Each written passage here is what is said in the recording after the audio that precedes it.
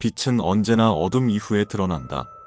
그가 나타나는 순간 대한민국의 하늘은 짙은 구름을 걷고 새벽의 별 하나가 길을 밝힐 것이다. 세 갈래의 빛이 땅에서 솟고 각기 다른 문으로 흘러간다. 하나는 혼란 속의 질서, 하나는 불 속의 희망, 그리고 하나는 고요 속의 각성이다. 몽골의 알타이 산맥이란 곳에는 한 예언가 소년이 살고 있습니다. 그의 이름은 바로 알탄첸두. 그는 한국의 운명에 대한 충격적인 예언을 여럿 남겼습니다. 그리고 그 예언들은 모두 100% 현실이 되어 지금 나타나고 있죠. 도대체 이 소년은 2025년 한국에 대해 무슨 놀라운 예언을 남겼을까요? 지금부터 그 충격적인 진실을 밝히는 여정이 시작됩니다. 안녕하세요. 미스터리 세계입니다. 영상을 보시기 전에 먼저 구독과 좋아요 부탁드립니다. 채널 운영자에게 큰 힘이 됩니다. 몽골의 알타이 산맥. 그곳은 바람조차 숨을 고르는 듯한 정적에 잠겨 있었습니다. 그리고 그 중심에서 오래전부터 세상의 흐름을 꿰뚫어 보던 한 사람이 조용히 눈을 떴습니다. 바로 몽골의 예언가 알탄첸두였습니다. 알탄첸두는 어린 시절부터 특별한 능력을 지닌 인물로 알려져 왔습니다. 그는 꿈속에서 먼 미래를 보고 환상 속에서 현실을 꿰뚫는 사람으로 불렸습니다. 하지만 그는 쉽게 입을 열지 않았습니다. 필요하다고 느낄 때만 말을 꺼냈고, 그렇지 않다면 몇 해가 지나도 침묵을 지켰습니다. 그가 마지막으로 세계 앞에 모습을 드러낸 것은 몇 년 전이었습니다. 그때 그는 이렇게 말했습니다. 동방의 문이 열릴 것입니다. 그러나 한 번은 쓰러져야 합니다. 짧은 이 한 문장은 사람들 사이에서 수많은 해석을 낳았고, 일부는 예언이라 믿었지만 또 다른 이들은 그저 알 수 없는 말이라 치부했습니다. 그로부터 꽤 오랜 시간이 지난 후 알탄첸두는 다시 입을 열었습니다. 장소는 몽골의 오래된 한불교 사찰. 그곳에서 열린 종교 지도자 회의에서 그는 붉은 천 위에 금빛 글귀를 적기 시작했습니다. 그 문장은 다름 아닌 한국, 즉 대한민국에 관한 것이었습니다.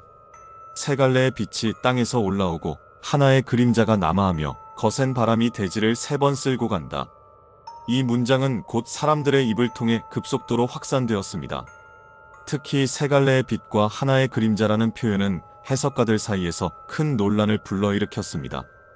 어떤 이들은 이 구절을 3명의 지도자의 등장과 거대한 위협의 출현으로 보았고, 다른 이들은 남북관계 혹은 동북아시아의 지각 변동을 의미한다고 해석했습니다. 하지만 정작 알탄첸두는 그 어떤 해석에도 고개를 끄덕이지 않았습니다. 그는 다만 이렇게 말했습니다. 그날이 오면 모든 해석은 의미를 잃을 것입니다. 그 말 한마디에 수많은 해석은 무너졌고, 사람들은 그 문장의 본질적인 의미를 고민하기 시작했습니다. 예언은 그 자체로 신화가 되기 시작한 것입니다. 더욱 놀라운 점은 그가 한 나라의 이름을 명확히 언급했다는 사실입니다. 대한민국. 이 단어를 입에 올린 순간 세계는 다시 그를 주목하기 시작했습니다. 그는 조용히 말했습니다. 이제는 그 나라가 대지를 일으켜야 할 때입니다. 왜 지금 한국이며 또 하필 2025년일까요? 알탄첸두, 그의 이름은 이제 예언이라는 단어와 동의어처럼 여겨지고 있습니다. 그러나 정작 그가 어떤 사람인지, 어디서부터 왔는지 정확히 알고 있는 이는 거의 없습니다. 그는 마치 사막의 신기루처럼 보일 듯 말 듯한 존재로 남아있었습니다. 그에 대해 남아있는 공식적인 기록은 거의 없습니다. 그저 어렸을 때부터 잠든 채 미래를 보는 소년으로 불리기 시작했다는 것. 이후 그는 몇몇 지역에서 종교 지도자들에게 보호를 받으며 성장했고, 10대에는 이미 소규모 추종자들을 거느린 인물로 떠올랐습니다. 그런 그가 처음으로 커다란 관심을 받은 것은 2004년이었습니다. 그해 그는 아무런 예고도 없이 티베트 라사에서 열린 불교 종단 회의에 참석해 북극의 빛이 검게 물들면 바다의 민족이 부상할 것이라는 말을 남겼습니다. 놀랍게도 그로부터 3개월 후 동남아시아에 쓰나미가 발생했고, 그의 예언은 사람들 사이에서 충격을 불러일으켰습니다. 알탄첸두는 자신이 보는 환시에 대해 다음과 같이 설명한 적이 있습니다. 나는 깨어있을 때보다 잠들어 있을 때 더 많은 진실을 봅니다. 잠든 내 안에서 문이 열리고 그 너머에 흐르는 시간들이 제 모습을 드러냅니다. 이것은 단순한 상징이 아니었습니다.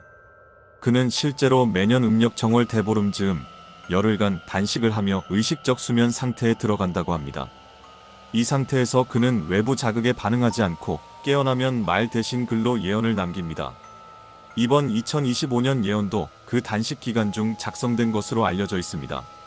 그렇다면 그는 왜 대한민국을 향한 예언을 남기게 된 걸까요? 알탄 첸두는 이번 예언에서 다른 어떤 나라보다 한국을 중심에 놓았습니다. 이는 매우 이례적인 일이었으며 전 세계 예언 해석가들과 종교 지도자들 사이에서 큰 반향을 일으켰습니다. 그는 말했습니다. 하늘은 움직이지 않습니다. 하지만 땅이 흔들릴 때 하늘도 귀를 기울입니다. 2025년 동방의 땅이 울릴 것입니다. 그 울림은 다른 어떤 나라보다 맑고 깊으며 그 진동은 세 갈래의 문을 열게 될 것입니다. 세 갈래의 문, 그건 과연 무엇을 뜻할까요? 알탄 첸두는 2025년 대한민국을 가리켜 세 개의 문이 열리는 땅이라고 표현했습니다. 그의 붉은 천의 예언문에는 다음과 같은 문장이 남겨져 있었습니다. 세 갈래의 빛이 땅에서 솟고 각기 다른 문으로 흘러간다. 하나는 혼란 속의 질서, 하나는 불 속의 희망, 그리고 하나는 고요 속의 각성이다. 이 글귀는 곧 세 개의 문이라는 상징으로 해석되었고 전문가들은 각 문이 한국 사회의 중요한 전환점과 연관되어 있다고 분석했습니다. 첫 번째 문, 혼란 속의 질서는 현대 한국 사회가 겪고 있는 극심한 정치적, 경제적 갈등을 상징하는 것으로 보입니다. 알탄 첸두는 서로를 향해 손가락질하던 자들이 마침내 손을 잡기 시작할 때 첫 번째 문이 열린다고 말했습니다. 이는 분열과 대립의 시대가 끝나고 비로소 통합의 움직임이 나타나기 시작하는 변곡점을 의미하는 것입니다. 이 문은 고통스러운 진통을 동반합니다. 누구나 말은 하지만 누구도 먼저 행동하려 하지 않는 시대? 그것이 무너지기 시작할 때 한국 사회는 혼란 속의 질서라는 낯선 균형 상태로 진입하게 될 것이라고 합니다. 두 번째 문은 불 속의 희망입니다. 이 문은 기술과 환경, 그리고 국가 생존과 직결된 산업적 전환을 의미한다고 해석되고 있습니다. 알탄 첸두는 붉은 연기가 하늘을 뒤덮을 때 그 불길 속에서도 금빛 씨앗이 피어날 것이다라는 표현을 사용했습니다. 일부 전문가는 이를 K기술, 특히 반도체 같은 분야에서의 극적인 부활 혹은 글로벌 재부상을 의미하는 것으로 해석합니다. 즉 전 세계적 위기 속에서도 한국은 오히려 기회를 발견하며 불타는 전장 속에서 희망의 불씨를 피우게 된다는 의미입니다. 그리고 마지막 문, 고요 속의 각성은 어쩌면 가장 알기 어렵고 동시에 가장 중요한 문일지 모릅니다. 알탄 첸두는 이 문을 바람 없는 날, 깊은 산속에서 울리는 종소리라고 표현했습니다. 이는 정신적 각성, 혹은 국민 전체의 가치관 전환을 의미한다고 여겨집니다. 이 문은 조용히 열립니다. 누군가 앞장서서 열지 않아도 국민 개개인의 마음속에서 조금씩 열려가는 문. 그것이 바로 고요 속의 각성입니다. 특히 알탄 첸두는 이 세 문이 하나의 방향으로 수렴된다고 말했습니다. 세 갈래로 갈라진 길이지만 그 끝은 하나의 중심으로 이어져 있다는 것이죠. 그 중심이 바로 그가 말한 빛의 인물, 즉 새로운 지도자의 등장과 관련이 있다는 해석이 나오고 있습니다. 이제 한국은 새 문 앞에 서 있습니다. 그리고 그 문을 통과할 때 누가 앞에 서 있는지를 우리는 마주하게 될 것입니다. 알탄 첸두는 이번 예언에서 세 개의 문이 모두 열리고 난 뒤 한 명의 인물이 등장한다고 말했습니다. 그는 그 인물을 빛의 인물이라고 불렀습니다. 그에 따르면 이 인물은 이름 없이 이름을 얻고 힘 없이 힘을 발휘하며 고요함 속에서 대지를 울리는 자라고 표현되었습니다. 그는 영웅처럼 등장하지 않습니다. 사람들의 갈채를 받으며 전면에 나서지도 않습니다. 오히려 그는 평범한 외모, 조용한 성격, 말수가 적은 사람이라고 합니다. 하지만 그의 존재만으로도 사람들은 안정을 느끼고 혼란스러웠던 마음에 질서가 생겨난다고 합니다. 알탄 첸두는 이 인물의 5가지 특징을 다음과 같이 설명했습니다. 첫째, 침묵의 리더십을 지녔습니다. 많이 말하지 않지만 단 한마디가 사람들의 마음을 울립니다. 그의 말은 길지 않지만 무게가 있습니다. 그는 말로 사람을 끄는 사람이 아니라 행동과 존재감으로 사람들을 움직이게 만드는 인물입니다. 둘째, 과거에 묶이지 않는 자입니다. 그는 화려한 이력도 정치적 기반도 없습니다. 하지만 오히려 그 배경 없는 상태가 그를 누구보다 유연하고 독립적인 인물로 만들어줍니다. 어떤 진영에도 속하지 않으며 오직 국민의 시선에만 귀를 기울입니다. 셋째, 무언의 카리스마를 가졌습니다. 권위적이지 않으면서도 그 앞에서는 자연스럽게 고개를 숙이게 됩니다. 그는 억지로 사람을 통제하지 않습니다. 그러나 그의 판단은 신뢰를 낳고 그의 침묵은 더 큰 결정을 이끌어냅니다.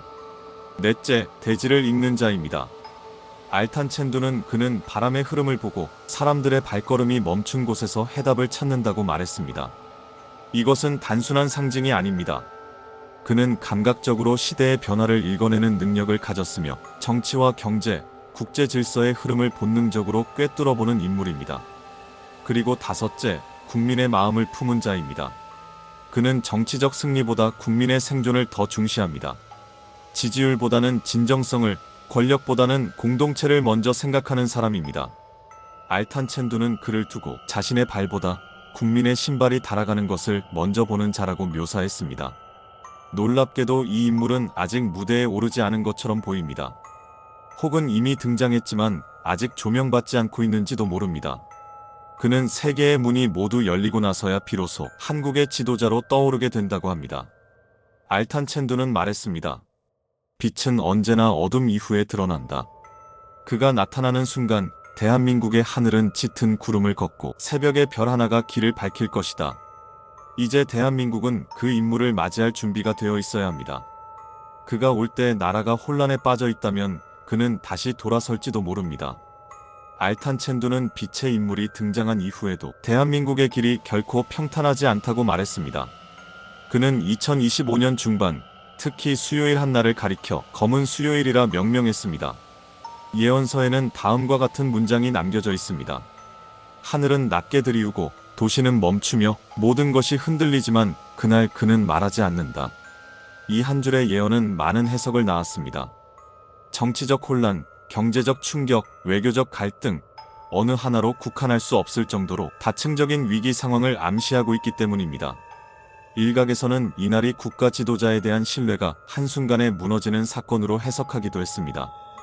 혹은 국내외 언론이 대대적으로 한국을 향해 비판의 목소리를 쏟아내는 날, 대한민국이 전 세계의 시선 속에 홀로 서게 되는 고립의 순간일 수도 있다는 분석도 나왔습니다. 하지만 알탄 첸두는 그날의 위기가 단순한 위협이 아니라 참된 지도자의 진가를 드러내는 시험이라고 말했습니다. 그는 그날 사람들 앞에 나서지 않을 것이다. 그는 외치지 않고 설명하지도 않는다. 다만 그는 그날을 견디고 다음 날을 준비한다. 이 문장은 많은 이들에게 깊은 울림을 남겼습니다. 일반적으로 위기가 닥치면 정치인은 국민 앞에 서서 해명하고 책임을 피하려 했습니다. 하지만 알탄 첸두가 묘사한 지도자는 정반대였습니다. 그는 말로 국민을 진정시키는 것이 아니라 침묵으로 상황을 껴안습니다.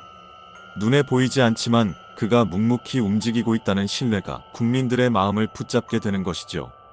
검은 수요일은 외부보다도 내부가 흔들리는 날입니다. 이날 한국 사회는 분열의 갈림길 앞에 서게 되고 서로가 서로를 의심하며 신뢰가 바닥을 칩니다. 그때 지도자는 외침보다 조용한 결단을 택하게 됩니다. 알탄 첸두는 말했습니다. 그날을 이겨낸 자만이 다음 날을 말할 자격이 있다. 즉, 이 검은 수요일은 국운을 결정짓는 하나의 문턱이며 빛의 인물이 진정한 지도자로 발돋움하기 위한 정화의 시간인 것입니다. 이 위기를 넘기면 한국은 더 이상 흔들리지 않는 중심을 갖게 됩니다. 그리고 이때부터 빛의 인물이 본격적으로 세상의 주목을 받게 됩니다. 알탄 첸두는 대한민국의 미래를 한 번 꺾이고 두 번 솟구치며 세 번째엔 하늘을 찌른다라고 표현했습니다. 그는 대한민국의 국운이 단번에 상승하지는 않지만 세 번의 굴곡을 지나 비로소 진정한 빛의 나라로 자리매김하게 된다고 예언했습니다. 그의 예언에서 이 세 단계는 다음과 같이 정리됩니다. 첫 번째 단계는 붕괴의 시기입니다. 이 시기는 바로 지금 2025년을 중심으로 벌어지는 전환의 시점을 말합니다. 정치, 경제, 사회 전반에 걸친 구조적인 혼란이 불가피하게 찾아오며 기존의 시스템과 가치관이 흔들리는 시기입니다. 알탄 첸두는 이 시기를 가리켜 마치 뿌리채 흔들리는 나무처럼 멀쩡해 보이던 것들이 안에서부터 무너진다고 묘사했습니다. 이 시기에는 국민들도 방향을 잃고 사회 전체가 불안정한 상태에 빠지게 됩니다. 하지만 그는 강조했습니다. 이 무너짐은 끝이 아니라 시작이다. 모래를 털어야 진흙이 보이고 진흙 위에 다시 털을 닦을 수 있다. 두 번째 단계는 회복의 시기입니다. 이 시기는 2026년에서 2028년 사이에 펼쳐질 것으로 예측되며 붕괴 속에서 새로운 질서가 태동하는 시간입니다. 새로운 지도자의 등장, 사회적 신뢰 회복, 그리고 내부 역량을 키우는 과정이 여기에 포함됩니다. 알탄 첸두는 이 시기를 작은 씨앗들이 비로소 땅을 뚫고 나오는 시간이라고 표현했습니다. 겉으로는 큰 변화가 보이지 않더라도 이 시기의 움직임은 조용하고 강력하며 국가의 뿌리를 더욱 단단히 다지게 되는 시간입니다. 그리고 마지막 세 번째 단계는 도약의 시기입니다. 2029년 이후 대한민국은 동북아를 넘어 세계 질서의 중심에 가까워지는 국가로 떠오른다고 예언했습니다. 그는 말했습니다. 작은 불꽃이 북풍을 이겨내고 타오르기 시작하면 그 불빛은 사막의 끝까지도 도달할 것이다. 이 시기에는 경제, 기술, 문화 등 전 분야에서 대한민국이 독자적인 영향력을 갖는 국가로 자리매김하게 됩니다. 하지만 이 도약은 준비된 국민, 그리고 검증된 지도자 없이는 불가능하다고 말했습니다. 특히 그는 이 시기에 한국은 외부보다 내부가 더 중요해진다고 덧붙였습니다. 즉 내부 결속과 국민의 자각이 도약의 기반이 된다는 것입니다. 이 세 단계는 단지 시간의 흐름만이 아닙니다. 그는 세 시기를 곡선으로 표현했으며 첫 번째 곡선이 바닥을 치고 두 번째 곡선에서 평형을 찾은 후 세 번째 곡선에서 폭발적으로 상승한다고 기록했습니다. 그는 이 예언의 말미에 이렇게 남겼습니다. 한국은 처음부터 작지 않았다. 다만 자신을 작게 보았을 뿐이다. 이제는 자신이 누구인지 기억해야 할 시간이다. 이제 대한민국은 첫 번째 곡선 위에 서 있습니다. 고통스럽고 불확실한 시기이지만 이 흐름은 우리가 어떻게 움직이느냐에 달렸습니다. 알탄 첸두는 평생 동안 수많은 나라의 미래를 암시하는 메시지를 남겼지만 이번 그의 예언에서처럼 특정 국가를 단 한 번 명확히 지목한 경우는 드뭅니다. 그렇다면 그는 왜 수많은 나라들 중에서 한국을 선택했을까요? 그는 예언문에서 이렇게 기록했습니다. 작은 땅이지만 깊은 심장이 있는 나라. 고통을 껴안는 민족이기에 가장 먼저 빛을 낼 것이다. 알탄 첸두는 한국이 지리적으로 작지만 정신적으로 깊은 나라라고 보았습니다. 그가 주목한 것은 경제력이나 군사력 같은 외형이 아니었습니다. 그가 말한 한국의 강점은 집단적 감정의 결집력과 정신의 인내력이었습니다. 한국은 수많은 위기와 혼란 속에서도 다시 일어서기를 반복해온 민족입니다. 전쟁과 분단, IMF, 팬데믹까지 거대한 파도가 밀려올 때마다 한국은 주저앉지 않고 오히려 더 단단해졌습니다. 알탄 첸두는 이를 상처 위에 자라는 불꽃이라고 표현했습니다. 그는 고난이 없는 빛은 오래가지 못한다고 말했습니다. 진짜 빛은 어둠 속에서 눈물과 침묵 속에서 자라난다고 믿었습니다. 그렇기 때문에 그는 진정한 변화를 이끌 수 있는 나라가 바로 한국이라고 본 것입니다. 그는 한 예언에서 이런 말을 남겼습니다. 큰 나라는 흔들리면 멈추지만 작은 나라는 흔들릴수록 유연해진다. 그 유연함은 언젠가 거대한 힘으로 바뀔 것이다. 또한 그는 한국의 젊은 세대를 특별히 강조하기도 했습니다. 이 나라의 새벽은 젊은이들의 침묵 속에서 시작된다는 말처럼 겉으로는 말이 없고 정치에 무관심한 듯 보일지라도 그들 안에 깃든 분별력과 통찰은 머지않아 새로운 시대를 여는 주체가 될 것이라 보았습니다. 이처럼 알탄 첸두가 한국을 지목한 이유는 결코 단순한 운명론적 선택이 아니었습니다. 그는 한국의 역사, 정신, 국민성, 그리고 앞으로의 가능성을 종합적으로 본 것입니다. 즉 준비된 나라였기 때문에 그리고 더 깊이 깨어날 가능성이 있는 나라였기 때문에 그의 예언은 대한민국을 향했습니다. 알탄 첸두는 이렇게 말했습니다. 하늘은 자주 말하지 않는다. 하지만 하늘은 늘 누군가에게 신호를 보낸다. 나는 그 신호가 지금 한국 땅에 떨어졌다고 느낀다. 빛의 인물이 나타나고 검은 수요일이 지나간 뒤에도 알탄 첸두는 한국에 대해 한 가지 더 남겨두었습니다. 그는 국가의 길을 여는 것은 지도자지만 그 길을 걸어가는 것은 국민이라고 말했습니다. 그리고 그는 대한민국 국민 모두에게 세 줄의 경고문을 남겼습니다. 그 문장은 다음과 같습니다. 눈을 뜨되 눈앞만 보지 말라. 입을 열되 남을 탓하지 말라. 손을 움직이되 서로를 잡으라. 짧지만 강렬한 이 경고문은 예언서 중에서도 가장 큰 반향을 불러일으킨 문장입니다. 많은 해석가들이 이 구절을 두고 다양한 분석을 내놓았지만 그 중심에는 늘 국민의 의식 변화라는 키워드가 있었습니다. 첫 번째 문장, 눈을 뜨되 눈앞만 보지 말라는, 지금 당장의 불편함이나 혼란에만 매몰되지 말라는 메시지로 해석됩니다. 한국 사회는 빠른 변화에 익숙하지만 때로는 그 속도에 눈이 가려 큰 방향성을 놓치게 되는 경우가 있습니다. 알탄 첸두는 이 점을 경고한 것입니다. 두 번째 문장, 입을 열되 남을 탓하지 말라는, 분열과 비난의 문화에서 벗어나야 한다는 상징적인 경고입니다. 그는 이전에도 말의 칼은 검보다 깊다는 표현을 자주 써왔는데, 이는 공동체 내부의 분열이 가장 위험하다는 뜻입니다. 지도자를 탓하고 타인을 비난하기보다는 자신의 자리에서 무엇을 할 수 있는지를 먼저 고민해야 한다는 것이죠. 세 번째 문장, 손을 움직이되 서로를 잡으라는, 대한민국이 맞이할 미래는 협력 없이는 결코 열릴 수 없다는 의미입니다. 알탄 첸두는 한국을 작지만 강한 불꽃이 살아있는 나라라고 표현했지만, 그 불꽃이 커지기 위해선 각자의 손이 서로를 지지해야 한다고 강조했습니다. 이 세 줄의 경고문은 단지 경고에 머물지 않습니다. 그는 이어서 이렇게 말했습니다. 이 세 줄을 기억하는 백성은 시간이 지나면 새벽의 빛이 되고, 잊는 백성은 그늘 속에서 길을 잃는다. 이는 곧 한국 국민 전체의 태도에 따라 구분이 달라질 수 있다는 강력한 메시지입니다. 즉, 국민 개개인의 의식 수준이 2025년 이후 대한민국의 운명을 가르는 결정적 요소가 된다는 것입니다. 알탄 첸두는 지도자의 출현만을 예언하지 않았습니다. 그는 늘 공동의 운명을 강조해왔고, 국민의 준비된 마음이 곧 나라의 새벽을 밝힌다고 말해왔습니다. 알탄 첸두는 다시 모습을 감췄습니다. 하지만 그는 떠나기 전 한 장의 천에 한 줄을 더 남겼습니다. 지금까지 그 어떤 예언보다 짧고 그 어떤 문장보다 여운이 깊은 말이었습니다. 그 문장은 이렇습니다. 빛은 이미 그대 안에 있다. 이 짧은 한 줄은 수많은 예언서와 경고문, 지도자에 대한 상징을 넘어 결국 모든 해답이 우리 자신 안에 있다는 메시지를 담고 있습니다. 알탄 첸두는 반복해서 지도자에 대해 말해왔습니다. 그러나 정작 그가 마지막으로 지목한 대상은 국민 한 사람 한 사람이었습니다. 우리가 그 빛을 찾지 않으면 아무리 훌륭한 지도자가 나타난다 해도 그 빛은 결코 퍼지지 않는다는 뜻이었습니다.